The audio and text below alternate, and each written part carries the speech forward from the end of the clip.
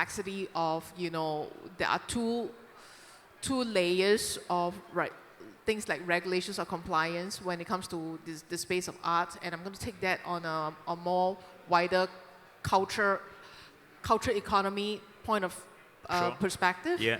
So if you talk about art as an investment asset, as I previously mentioned, like things like fractional investments, things like tokenizing, a piece of Van Gogh, for example, then that is where a lot of those regulations come into place, because then you are literally in the space of, investment. Yes. And then that falls into more of the security sides, depending on how you tokenize it. Yes. Then for the side of the creator economy, whether or not you're talking about it from an art perspective, music perspective, etc., Yeah. whether or not they are created by independent creators or they are created by independent creators who are involved in the traditional ecosystem. Yes. So let me put it from a music point of view, because I think that's easier to understand. So in the music ecosystem, let's say you've got Taylor Swift, Yes. right? Yes. I know. So, she's different because she runs her own label, but let's say she's signed on to Universal Music, for example. Yes. And then she writes her own music, so she has a publishing house, for example. So there is this very traditional hierarchy of the entire music system, and every region, every country has different bodies governing it. Yes. But none of them has a clause for NFTs, for example. Okay. So when it comes to digital distribution for NFTs, who is going to take care of that? Like, where does the money go to? How does it get flown down to? How does it get, how does the money flows down to, like, the producer, Right. the publishing houses? Those are not in place. So it is easier for independent creators, Yes. because they have full control and access to the profits and revenue. But it is very complicated for established creators in the space, regardless of whether or not you are in music or art or in movies, for example. But I'm using music as an example because the system is very archaic. And it's very easy for people to understand because we've heard about things like, mechanical rights, publishing rights, synchronization rights, distribution rights, master recording rights, and they're all connected. But there's no rights or there is no clause for NFTs. So is it a good thing or bad thing? I think it will encourage more people to become independent. Yeah. And it will encourage, because it means that also these creators are able to benefit from the full profits and revenue of their work. But of course, we come back to the it is a complicated discussion because of all the stakeholders involved. That's right. You're actually taking or cut someone else's cake, right? Essentially. Robert, tell us, okay, if we are able to just make all these innovations, investments, make money, what's kind of like the best of the industry benchmark in terms of safeguard our assets? I know you have been doing on this vault for a long time. How do you see in terms of different technology or solutions, etc., and how is actually that's going to be adopted, just broadly? Yeah. So when I talked to the Hong Kong regulator, Yeah. the new risk that they perceive is around EKYC, transfer of tokens, ownership of tokens, and recording of tokens. And just to steer back to what you said earlier about the hacking and the size of the market, if you look at, we probably have all read, anybody from BCG in the room? No, okay. No, so BCG came out with a report and with the statistics. And if we look at 2022, I think we did about 212 billion valuation or tokenizations, right? Yeah. They are estimating that by 2030, the tokenization market is going to be 16 trillion. 16 trillion, yes. Right? I think that's what Yes. I remember That's reading. right. That's the number. And so we got 6 years to go from 216 billion to 16 trillion. Now, going back to the hacking, that's going to make it a very attractive market for the bad guys to attack. right? Yeah. They haven't really thought about attacking that market, but they're going to be all over this, right? And that's where companies like, I believe, Vaultavo will come into play with a different way of looking at it. Your question was, what's in the market now? Yeah. Really, it's a handful of solutions. You know, there's a multi-party computational solutions, which is software. Yes. Right? So software loaded on a mobile phone. This device, which I'm doing my transaction on, is connected to the internet 24 hours a day. Yes. Is it going to be attacked by the bad guys? Yes, right? Malware, they'll find a way to get onto this. So in order to do proper security, you have to get off the device that you're doing the transaction on, whether it's a laptop or a mobile.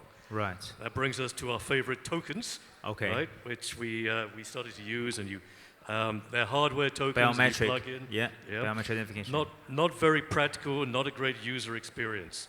And then the third case, I think, is like browser wallets, you know, the MetaMasks, and you have to remember 16 words and 12 phrases, and I've been trying to kill the password for 15 years, so it's not a route that I want to go down. That's the extra remembering cost. passwords. Yeah, exactly. So, I mean, I totally agree. I mean, yesterday I was actually basically just looking at all my set phrases and whatever I have been using over the last 3.5 years. Many of them I could not even recover. I just don't know why, whether it's wrong spelling or whatever. I just could not recover. And I know there's probably a couple of $100 or a few thousand here and there. And I think, okay, that's probably the cost.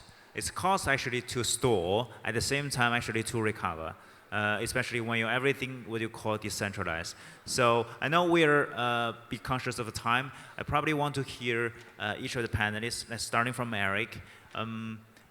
If we're going to focus on tokenization, from your business perspective or your personal perspective, where would you like to see to happen so that either your business benefits or your personal benefits?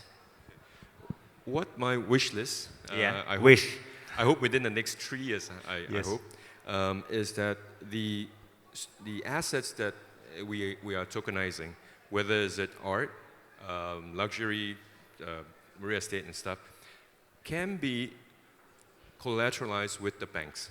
Okay. Meaning the banks recognize it as a tangible asset.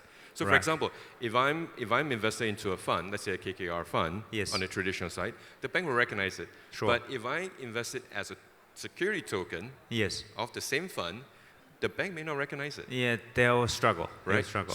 So the wish is that the assets that or the creators of the assets, together with the securities provider for custodian, the art and the academics, is able to say to the banks or to regulator, these are actual assets. Right. And it should be recognized as similar to the traditional assets because it's regulated in any case, right?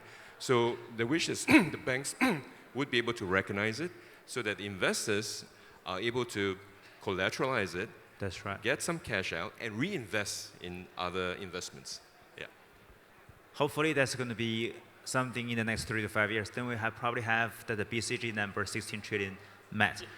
Professor Syed, what do you expect to happen? Just do you think your personal business or the area you're focusing on is going to have a revolutionary change? Yeah. Oh, the thing which I feel like is valuation of that assets. Okay. That is something which is important to look at, and the regulatory affairs, the another part. So, wish if going forward, these two things can be done, and valuations is valuing those assets. Liquidity, of course, is one of the concern, and of course, it save the times and it give the proper ownership and all. So these things can be streamed well. Then I feel like the graph of the tokenizations in coming future is go up. Okay. Let's wish that happens. Belinda, just what do you expect to happen? Or would you expect to become real reality so that your business and your client partners actually could actually revive from there? I deal mostly with the mass consumer market, right? So that means anyone and people who actually like culture, like art, can partake in supporting and in engaging with art IP. So what I actually hope is that we'll stop talking about NFTs, we'll stop talking about blockchain. Because I think mass adoption will only happen when you stop talking about the technologies behind it. Like you literally, the use is so seamless and so easy that people stop talking about it. My analogy is always, no one understands, I'm not a tech person, I don't understand how my mobile phone works. Like, I don't understand 4G, I don't understand 5G. Oh, is 5G better than 4G? That's all I need to know. And I think that if for mass adoption to happen, people just need to know A is better than B. And then that will happen. So the other wish list that I have is also for more creators across the cultural economy to have a better understanding of technology, and for people on the technology side to understand culture better. Because currently, most of the people in the scene, even if they say they're in the art business, like art tech business, they are not from art, and they think of it from a technology point of view, so the user friendliness is not there. And then the people who are in the art scene are like anti-technology. They think that that is not for me, and blockchain is a scam.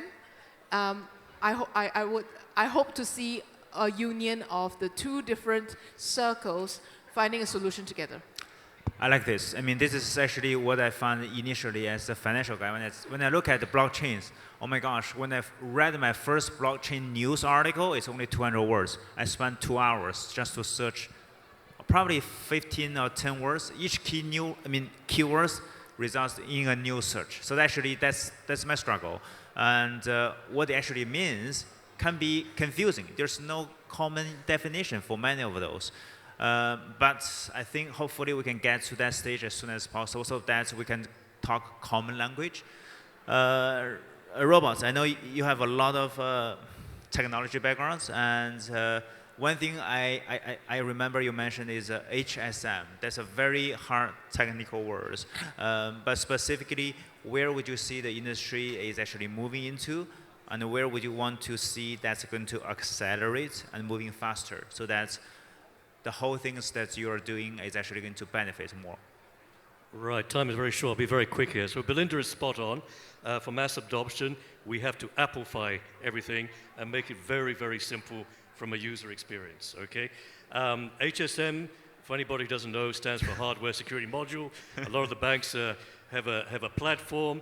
It's a centralized solution. If you break the master key, you get access to all the pool of money or tokens in that solution. So what Vaultavo has is a little product which has 100,000 mini HSMs, so you have full segregation of accounts. It's like 100,000. So if we can hack 100,000, that means I can hack this, right? You can hack one at a time. Oh, okay, okay. Right? So the bad guy now has to hack 100,000 or a million, depending on how many there are. It's a completely different concept to having a centralized HSM pool of tokens or money. Got it. So, I mean, this is a conversation. I don't think that's going to end here, but definitely I think worth exploring. We're here on the stage and talking about tokenization, but there's a lot more from investing, research, art, and different areas, and of course, safeguarding our assets. So I hope this conversation carries on. Let's give a round of applause to all our panelists, please. Thank you.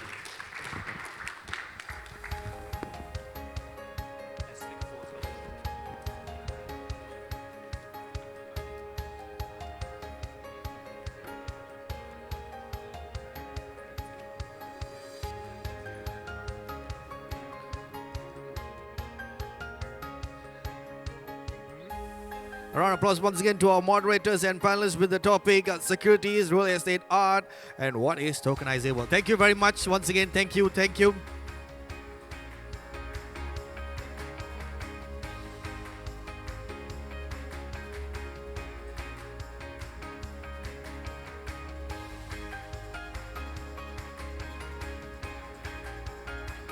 And next we have our speaker who's going to talk on topic of Websea, the Web 3.0 digital asset exchange for global youth. So without further ado, let's give a big round of applause and welcome Herbert Sim, CEO of Websea, everyone. Hi, everyone. Thank you. Really happy to be here on stage today. A pity those people, out in the conference cannot come in. So you guys are the lucky people here in the conference, the whole conference. So what you're going to hear today is going to be something really exciting that the whole entire blockchain industry has not seen before yet. Okay, so you are among the world first, literally, seeing it for the first time. Okay, just a quick introduction. My name is Herbert Sim, commonly known as the Bitcoin Man, since 2016. Okay, so I've been in this industry since 2010. I founded the world first repository for compiling blockchain research papers called Crypto Chain University. That was in 2010. Subsequently, in 2016, I founded thebitcoinman.com, preaching Bitcoin across the world. In the early days, people are like, Bitcoin scam. Today, still many people are saying Bitcoin scam, right? But we are seeing bigger and bigger people enter the industry itself, from the likes of BlackRock and more. Okay, so 2017-18, I was the Global Operations Director at Huobi, which was undisputedly the biggest exchange in the world then. And fast forward today, 2024, I am here as the COO of Websea.com. It's a hybrid crypto exchange, okay, specifically targeted at young people. Okay, why young people? Obviously, the whole entire industry, I would say about 90% of them are all in crypto already. So if you are not already, quickly get yourself educated. What exactly is crypto? What exactly is Bitcoin? Right? There are hundreds of thousands of YouTube videos out there to educate you. But here today, I'm speaking specifically to the crypto gurus out there already, okay, that are already in this Web3 industry itself, okay? So we are exploring the whole entire Web3 space. We're gathering developers, software engineers, and more traders all entering into the space today. Okay, so right here, I'll give you a brief history of what Web 1.0 is. Okay, as you can see in the early days of Web 1.0, here on my right, okay, in the very early days, what happened is there's the likes of Yahoo and small little micro blogs. Okay, even Google back then was, just a small search engine. And over time, as time progressed, right, you see the Web 2.0 in the past decade, I would say. And in this decade, you would see more and more businesses across the world adopting the internet. Okay, I'm only talking about the early internet days, okay? So right now, we have moved into the Web 3.0 phase, whereby the whole world is already in the internet space. Okay, so we see the likes of even money coming into the whole entire internet space, right? We see the likes of all the big players now entering in terms of money. We see an explosion of people using the whole entire internet itself, okay? So if the older generation, if you haven't even used the internet, I jolly well encourage you to go check it out and use it. Okay, so after you go on the internet, then you start to realize, oh, there's internet money. What's internet money, right? Obviously, it is your Bitcoin, okay? So world governments are coming in to try to regulate this piece now. And that's why you see Bitcoin shooting up to 60,000 each, right? US dollars. Why? It's simple, internet money, and the world will have to adopt it. Okay, so now we are in this space. We're very early because we are developing the future. What is this future exactly, right? We're talking about decentralized finance, right? Short for DeFi. Okay, so later I'll explain more how even crypto exchanges are progressing, right? From centralized exchange, they're moving towards decentralized, and our own Websea is a hybrid. It's both centralized and decentralized, one that the world has not seen before until today. Okay, and number two, obviously, we have the likes of NFTs, right? Non-fungible tokens. Just 2 years ago, it exploded. thanks to people like Justin Bieber, Kim Kardashian, all talking and launching their own NFT collections, right? And then next we have here, GameFi. Okay, it's basically gamification or finance, right? We see other big projects. If you're in the crypto industry for some time, you'll hear of names such as Sandbox, and many more, right? Axie Infinity. So the thing now is the industry of gaming as well are all moving on the blockchain. Okay, these are things that you need to know, okay? Google it and find out more. When you get yourself educated, that is when you start to see your finances, your investments grow, okay? And now, the thing is, there are more and more businesses, all adopting blockchain, all jumping into the industry. Just earlier before me, you heard the panel speaking, right? The panels were talking about how they're going to securitize, tokenize any securities, right? So you see your real estate being tokenized, right? Converted in tokens. You see artworks, maybe even the Mona Lisa eventually being tokenized, right? You can even buy a piece of Mona Lisa, maybe, right? So the thing now is the possibilities are endless, okay? We're living in a world of Web3, okay? So right now, possibilities are endless. Every person sitting down here, you have a part to play in Web3 as well. Okay, so now, but talking about our Websea itself, right? We are expanding very, very quickly. We are becoming the digital asset circulation hub, and we are making market access entry very, very easy. Right, for the Tom, Dick, Harry, for young adults specifically, people with no crypto experience at all, they can enter our platform and they can use it seamlessly. Okay, so now let's talk about the youths today. Okay, so the biggest amount of people that are in crypto today are obviously the young people, right? They all know what the future is and everybody is excited about this space, okay? And obviously the people with the deep pockets are the fathers, grandparents that are like, hey, why are all the young people here, And they start putting in their money and investing in this space as well. Okay, so now just the US Rich Millennials report, okay? 21 to 43.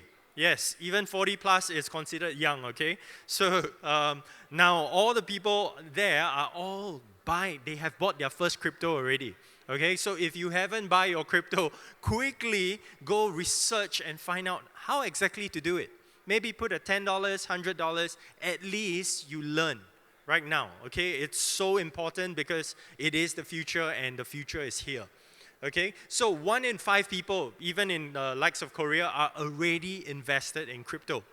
In fact, in 2017, when I was speaking in Seoul, okay, in South Korea, what happened is I saw grannies, your grandmother, their grandmothers, already invested in Bitcoin. I'm like, wow, I just managed to convince my parents in 2017, but grandmothers are using crypto already in South Korea. So the thing now is crypto is expanding exponentially across the world. You see it even in the likes, adopted in the likes of El Salvador as their official currency, Bitcoin. Okay, and you can see like in Spanish country, right? Hablamos en español. Okay, so the thing is, in all these countries from Argentina, Colombia, and more, already more than 10% of the whole entire population is in crypto today. Okay, the likes of Singapore, sadly to say, just last year, the year before, right? FTX collapsed. Even our likes of Singapore government was hit, right, with their $400 million investment into the platform. Now, our platform is vastly different. I'll explain more as we go along. FTX is centralized. All the users' funds are in this centralized exchange, whereas ours is decentralized. So users' funds are always with you, no matter when. Okay? So making it super secure. So now Websea, like I mentioned, we're targeting specifically at young adults, right? We're making it super easy for even children here today to learn, right? My friend, my buddy there, later you should speak to him, he educated his kids at such a young age of Bitcoin.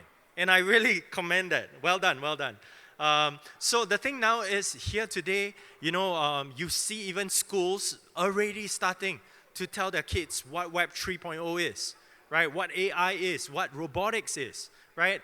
That is the future of the world. Transhumanism, transcending humankind, right? We're using our mobile phones, our laptops, and more, right? So you need a payment service solution, and that is what crypto is, and that is what we are providing here today. Okay, so now here at Websea, we are empowering the youths, giving them knowledge, giving them a platform to use, and even incentivizing them to come on board with us. Okay, and this is something that we at Websea, we are fronting it. Okay, so highly encourage everybody, go check out websea.com today. Okay, so Websea has a massive global team all across the world. We are living in a world of crypto, internet, right? So it's all over the world. In fact, in the near future, the way I foresee it, right, the world of internet, the metaverse, we will be working on the metaverse, no longer in office, right? In the past, just before COVID-19, right, all of us were comfortably working in the office, right? But look at COVID-19, all of us were working from home, right? And the way I see it, eventually everybody will be working from your Apple, you know, your VR goggles, that's your workplace, your future workplace, right? So now we are all over the world. In fact, just last week I was in Paris itself speaking there, right? Websea is expanding very quickly. You will see me in Hong Kong coming up, and even in Tokyo, Istanbul, and more. Okay, and if you follow me on Instagram or Facebook, Twitter already, you will see I have 2 million over followers, and they are following me actively, listening to what progress of Bitcoin and cryptocurrency there is in the market, right? I've been in crypto since 2010 when Bitcoin was easily around $1 to $5. Okay, in the very early days, it was very, very, I would say, disheartening because everybody just says that you are a scam. Bitcoin's a scam, right? It's so difficult to even talk to anybody about Bitcoin. But thankfully today, it's more and more massively adopted. You see everybody, young to old people, talking about Bitcoin, okay? Okay, so now specifically talking about cryptocurrency exchanges, okay? The history of it. Since I was in 2010 till now, I've seen many bull runs, many crypto winters. Okay, so during this period of time, many exchanges came and go as well. Okay, so in the very early days, we saw the likes of Voxsen, you know, MTGOX, you know, all. If you were in the 2010 to the 14 era, you will see all the mega exchanges collapse as well, right? The funds disappear, but yet, because that was the technology we had at the point of time, we had no choice but to continue to propagate it. So then came exchanges like Huobi in 2013-14, right? Where it became market dominance across the world, okay? Where I was Global Operations Director at Huobi in 2017-18. It was undisputed the world's largest exchange, holding about 70% of the whole entire world's trading volume. Yes, Huobi staff is over there later. She's also going to be speaking. So while I was there, Huobi was undisputed the world biggest. But then came the likes of Binance, okay, and many more, okay. Why? Crypto moves super duper fast, okay. It's such a fast moving industry that it's so difficult to catch up. In fact, the last 1-2 year alone, you see mega exchanges collapsing, right? FTX collapsed, even the likes of Singapore government got hit. So the thing now is you will see probably more get hit. Right, the likes of Binance was sued by SEC, paid a fine of $4.3 billion. I could go on, okay? So now the thing is, the future is decentralized and centralized combined. And we are the world first, okay? We are leading the front in this front right now. You look us up on CoinMarketCap, we are already $22 billion of market cap, okay? So look it up, but here I got ahead of myself there, but here I'm explaining to you the future of how exchanges are evolving as well. Okay, so in 2.0, like I mentioned, Binance, there's the likes of Uniswap, decentralized exchanges coming up, PancakeSwap, you know, there's so many swaps, right? Now, it's all very, very difficult to use. So what we did at Websea, you know, at the 3.0 era, what we did, we combined it both. centralized and decentralized. And the thing is, people are loving it. Within 5 to 6 months, we saw 600,000 users sign up already, okay? So our positioning, very clear. We are targeting at young people. We make it so easy to use, right? Myself, if you look me up, I have a PhD in economics, specifically in AI. So my goal on our exchange, I've made AI seamlessly integrated in an exchange to allow even the Tom, Dick, Harry new traders to be able to trade efficiently based on, the AI will feed you based on historical data, the charts, and make it so easy to use. Okay, so it is the next exchange to use. If you go to our app itself, you will see even the UI, UX, the user interface is so, I would say the word sexy. Yeah, it's appealing to the young people. We are alluring them into our platform. Okay, and you can see the specific USP, I would say, unique selling point, is our social entertainment. What exactly is that? Okay, if you heard of Pinduoduo in China, which is exploding across China, right? They gain so much market share, even Alibaba is quaking. What the hell is Pinduoduo, right? So now the thing is, what we have in our platform is invite your friends, and then you stand a chance to get rewarded, right? So right now, example, you register an account, you get a 100 WBS, which is equivalent to $220 just by registering an account. Every friend you introduce, you get 50 WBS, which is about $110.